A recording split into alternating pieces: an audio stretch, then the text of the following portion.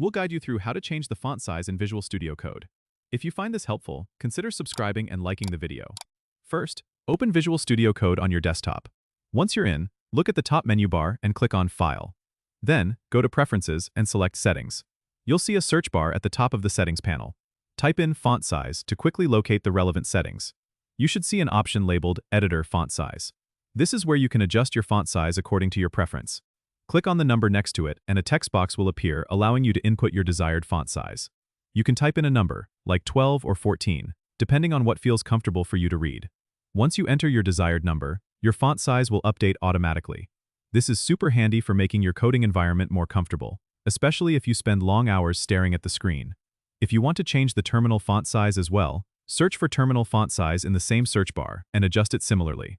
Remember, having the right font size can really help reduce eye strain, so it's worth taking the time to personalize this setting. And that's it, you're done. Don't forget to subscribe and comment if this helped you out.